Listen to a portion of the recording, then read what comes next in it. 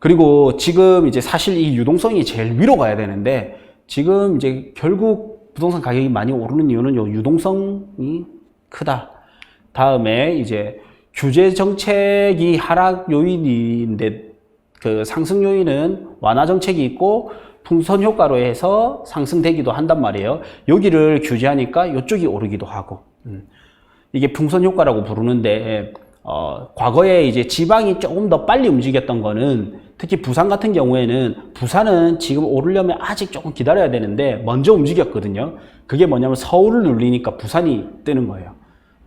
서울 분들 지도에는 딱 서울과 지방이 있는데 지방 중에서는 해운대가 있다더라고요. 그래서 서울 분들은 서울을 규제하면 제일 먼저 눈을 딱 돌리는 곳이 부산, 그 중에서도 해운대예요. 과거에도 그랬고 현재는 더 심해졌고 이게 그러다 보니까 이제 규제 정책이 나왔는데도 풍선 효과로 인해서 오를 수도 있고 지금은 또 서울이 급등하는 이유 중에 하나가 뭐예요?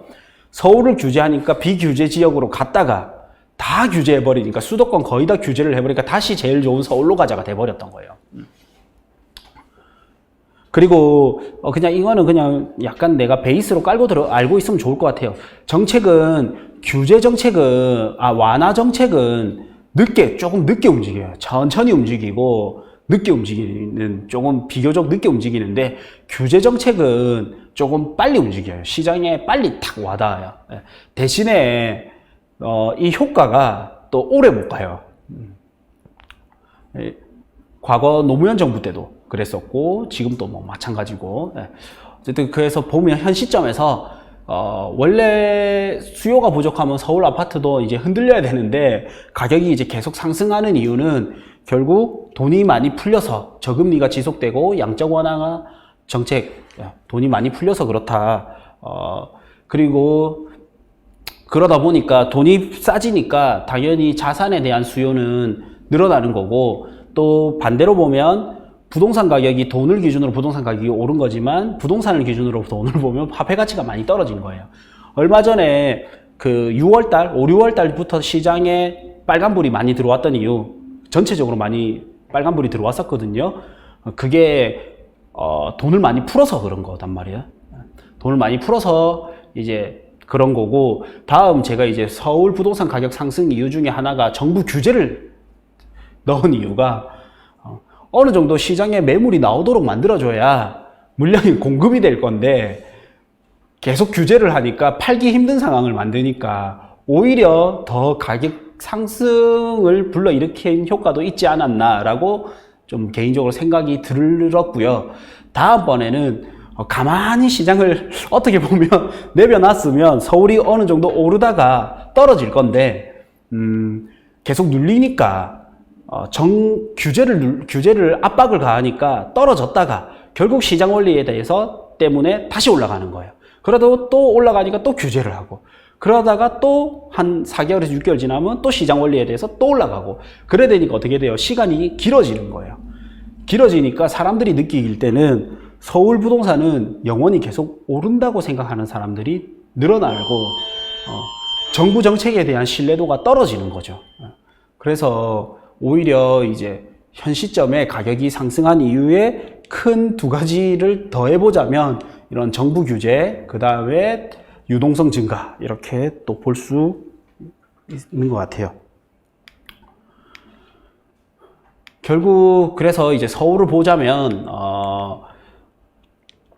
현재로는 저도 이제 아까 뭐 명훈님께 이래 물어봤는데 저도 생각은 좀 비슷해요.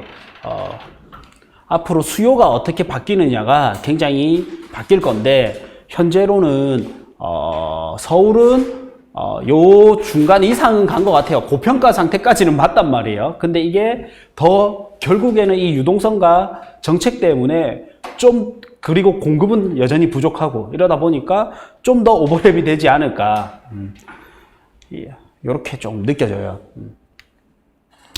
그리고 이제 서울 분들도 조금 조심을 하셔야 되는 거는 과거에 2009년에서 13년 당시에 공급이 부족했단 말이에요. 서울에도 공급이 부족했던 시기가 있고 가격은 좀 비싼 시기였어요. 요때 우리는 2009년이 서브프라임 후에 약간 회복됐을 때였거든요. 푹 꺼졌다가 다시 회복됐을 때인데 공급이 부족했는데도 불구하고 매매가가 하락했던 시절도 있습니다. 그래서 사람들은 계속 과거를 망각을 해요. 까먹어요. 부산도 그랬었어요. 부산 같은 경우에 2016년, 17년경에 부산은 영원히 가격이 오를 거라 생각을 했고, 부산 시민들은 많은 생각을 그렇게 가졌었고요. 17년경에 이제 해운대, 특히나 해운대는 이제 서울을 따라간다. 강남과 맞먹을 수도 있다라고 말하는 사람도 있었습니다. 서울 사람이 듣기에는 웃길지도 모르겠지만, 그리고 대구의 수성구는 비교조차 안 됐었어요. 그런 시기가 있었어요. 그러다가 부산은 떨어지고 서울이 올라갔단 말이에요. 그러니까 대구 분들의 어깨도 높아지고, 해운대가 그러고 보니까 대구 수성구보다 학군이 안 되는 것 같아. 막 이런 말도 나오고. 그래서 사람들은 그 과거를 까먹어 버려요. 과거를 까먹기 때문에 또 이런 같은 실수를 되풀이하게 되는데, 실수를 되풀이하지 않으려면 과거의 역사를 잘 체크를 해야 되는 거예요.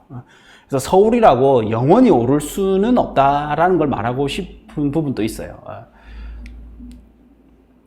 공급이 부족하니까 전세가는 이제 올라가게 됐었죠. 그러나 매매가는 떨어진 적도 있었다라는 거를 보여주고 싶었고, 요거까지 좀 보면 재밌을 것 같은데, 서울 같은 경우에, 부동산, 서울의 이제 매매 가격 지수를 보면, 86년부터, 2018년 이렇게 보면요. 서울이 이제 세 차례의 폭락기와 세 차례의 침체기가 있었거든요.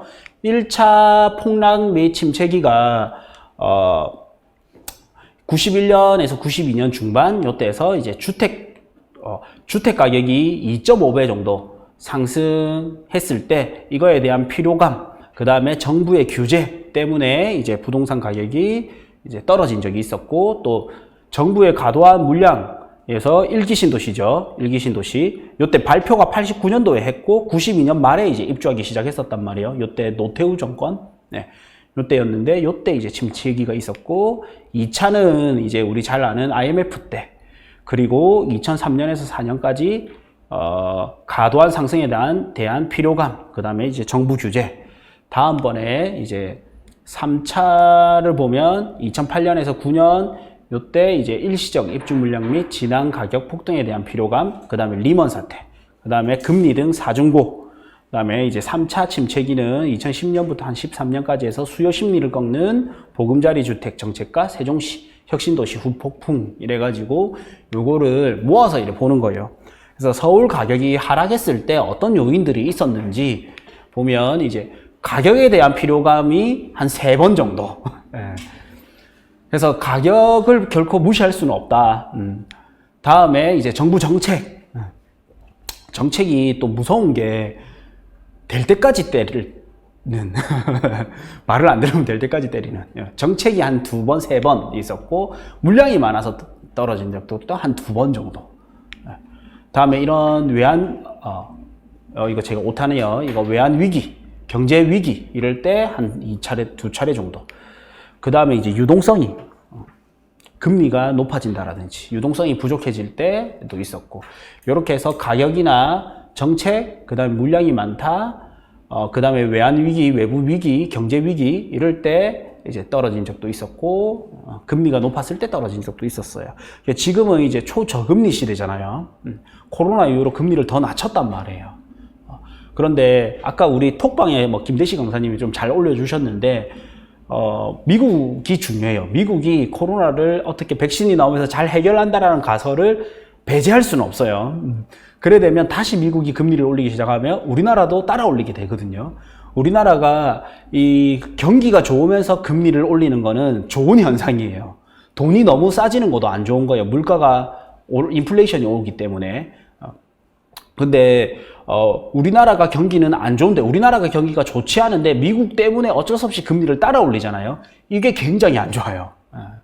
그래서 미국이 어떤 사태에 어떻게 수습할지 그걸 지켜봐야 되고, 그래 되면 미국보다 한국이 한 1년에서 1년 반 정도 약간 후행한단 말이에요. 미국 금리를. 그러면 미국이 금리 올리는 걸 체크하다가 한국이 금리 오르는 거를 또 체크해 볼 필요는 있다. 그래서 미국 금리를 오히려 잘 주시해야 돼요.